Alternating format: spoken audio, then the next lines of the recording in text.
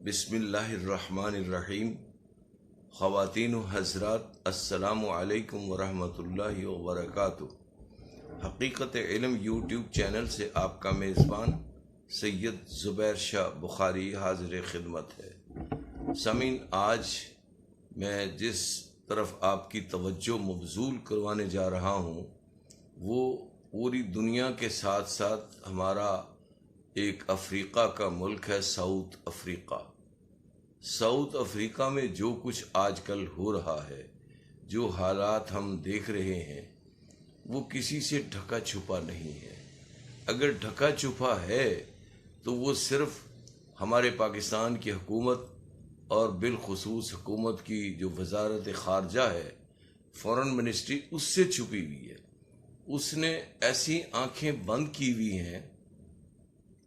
हमें दुनिया से कोई गर्ज नहीं है, लेकिन हम अपने वो पाकिस्तानी जो वहाँ शुरू से मुद्दतों से अपनी पूरी ज़िंदगी का सरमाया, जिन्होंने दुकानें बना रखी हैं, कारोबार कर रखे हैं, बिजनेस कर रखे हैं, और वहाँ से हमारा ज़र मुबादला और पैसा वो खातिर खा हमारे मुल्क में आता है और हमारे मुल्क की जो मईशत है उसमें वो इस्तेहकाम पैदा करने के लिए अपनी नातमा कोशिश भी करता है। वहाँ का आया हुआ पैसा, वहाँ की आई हुई दौलत, यहाँ लोग अपना मकान बनाते हैं, कारोबार बनाते हैं, दुकानें बनाते हैं, अपने घरों के अखराजात चलाते हैं, लेकिन लोग वहाँ रिस्क लेके, ख़तरात मोल लेकर अपनी पूरी ज़िंदगी वहाँ उन्होंने कारोबार और बिजनेस शुरू कर रखे हैं साउथ अफ्रीका में।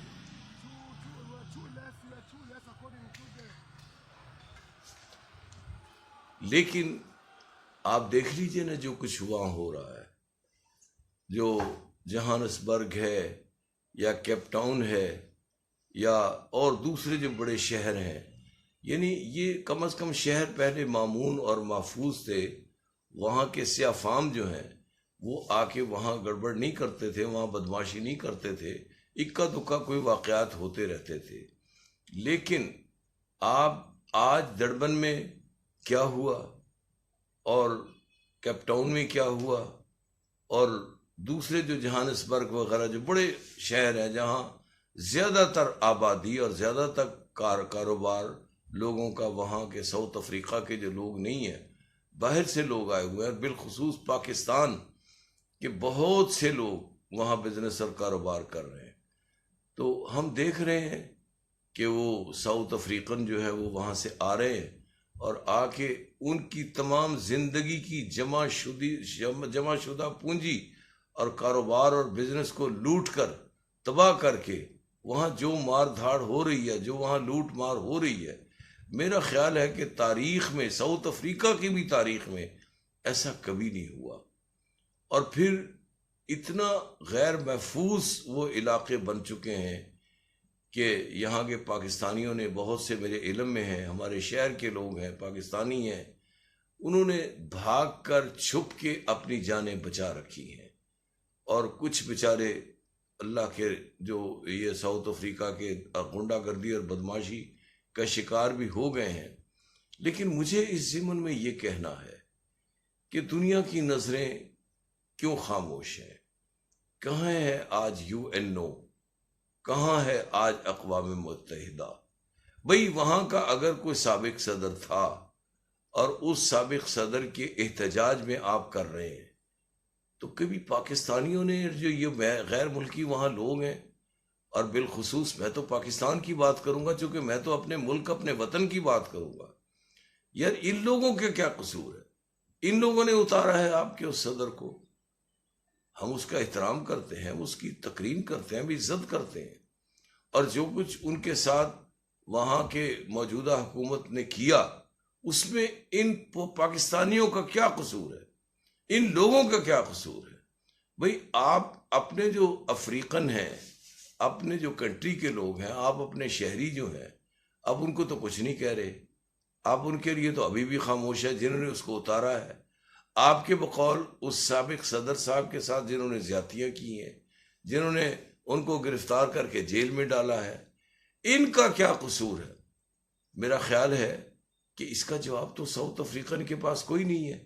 उन अफ्रीकी मुल्क के उन लोगों के पास कोई इसका जवाब नहीं और न जवाब है। लेकिन चांस और मौका वो लोग जाने नहीं देते। उन्हें एक चांस मिल गया, सारी जिंदगी की लोगों की जमा शुदा पूंजी अब वो उठा के ले गए, वो लूट के ले गए। वहां कत्ल, मार धाड़ और फितना, फसाद और अनारकी पैदा हो गई। चलो मैं ये कहता हूं कि पाकिस्तानी और इधर उधर के जो लोग वहां आए हुए हैं वो चले जाएंगे अपने अपने मुल्कों में। आपके मुल्क में आइंदा पूरी जिंदगी के लिए आपने अपने मुल्क को इतना अनसिक्योर किया है। ये मैं साउथ अफ्रीकन के जो वो बदमाशी और गुंडागर्दी कर रहे हैं, वो लूट मार कर रहे हैं, वो डाकू और लुटेरे तो यार वो लोग हैं। मैं उनसे ये बनज़रे अमीक में उनसे कहता हूं कि आप तवज्जो कीजिए अपनी इन अदाओं पे, इस हवाले से जो आपकी शरपसंदी है, फितना परदाजी है, इस पे आपने अपने मुल्क को कितना नुकसान पहुंचे। चलो इनको तो जो नुकसान होना था वो हो गया। ये लोग बेचारे सब्र शुक्र करके अपने अपने मुल्कों में वापस आ जाएंगे। ये इनका ईमान और अकीदा ये है, बिलखुसूस हमारे पाकिस्तानियों का और हमारे मुसलमानों का, कि हमारा राज़िक अल्लाह है। अफ्रीकन हमारी राज़िक नहीं है।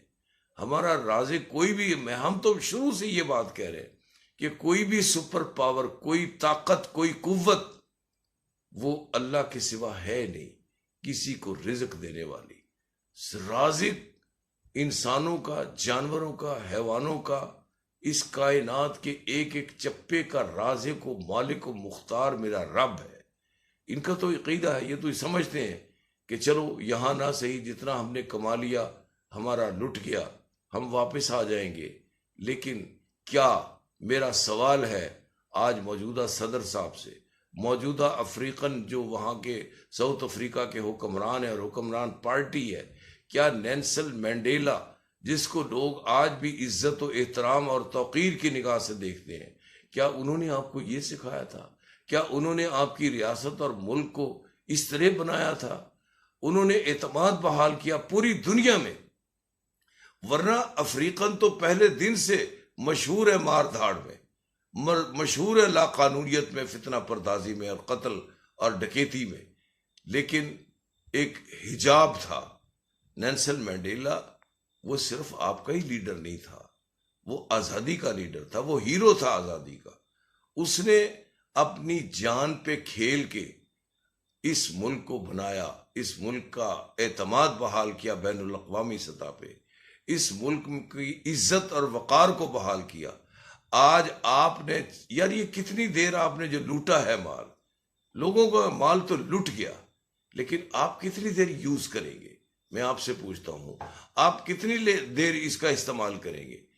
कहां तक चलेंगे? लेकिन जब आपके पास खाने के लिए कुछ नहीं होगा, बाजार बंद होंगे, दुकानें बंद होंगी, आप तो कारोबार कर नहीं सकते। आप इतने जोगे होते, ऐसे कारोबार करने वाले आप लोग होते, तो ये बाहर के लोग आप यहाँ यार आके वहां आपके बिजनेस क्यों करते, आपके क्यों कारोबार करते? चलो आपको कोई इलेक्ट्रॉनिक चीजें नहीं मिलेंगी, लेकिन खाने की चीजें, पीने की चीजें, जो रोजमर्रा की जिंदगी के मामलात हैं, वो आप कैसे चलाएंगे, यह आपने सोचना है। लेकिन आखिर में मैंने हुकूमत पाकिस्तान और बिलखुसूस वजारत खारजा जो हमारी फॉरेन मिनिस्ट्री है, उनसे मेरी गुजारिश है कि वहाँ की हुकूमत को कह के यूएनओ में आवाज़ उठाएं, अक़वाम मुत्तहिदा में आवाज़ उठाएं, सिक्योरिटी काउंसिल में आवाज़ उठाएं, सलामती काउंसिल और ये जितने भी इदारे हैं बैनुल अक़वामी, इनको कह के जो लोग लुट गए हैं, जिनकी जिंदगियां और जिंदगियों का सारा सरमाया और पैसा और दौलत कमाया हुआ वो लुट गया है, उसको कंपलसेट करें। और अगर कोई वापस आना चाहते हैं, अव्वल तो मेरा ख्याल है कि अब कोई नहीं रहेगा, लेकिन अगर कोई आना चाहते हैं तो उनका वापस पाकिस्तान में लाने का पुरअमन तरीके से, बाहिफाजत तरीके से उनका एहतमाम किया जाए। मेरी आवाज़ बिलखुसूस अगर वज़ीर ख़ारजा जनाब शाह महमूद कुरैशी साहब तक पहुँच रही है, तो उन्हें ये चाहिए कि पहली फुर्सत में तमाम काम छोड़ के साउथ अफ्रीका के इन लुटे पुटे और हमारे जो तबाहशुदा लोग हैं उनका इंतज़ाम करें, उनका एहतमाम करें, उनकी वापसी बाइज़्ज़त बाहिफाजत बनाएं और उनका जितना माल लुट गया है उनको कुछ ना कुछ कंपलसेट किया जाए। शुक्रिया। अगर मेरा ये प्रोग्राम आपको पसंद है तो यकीनन इसको आगे बढ़ाएं ताकि ये बात आगे तक चले। सब्सक्राइब भी करें और बेल का बटन भी दबा दीजिए। Thank you.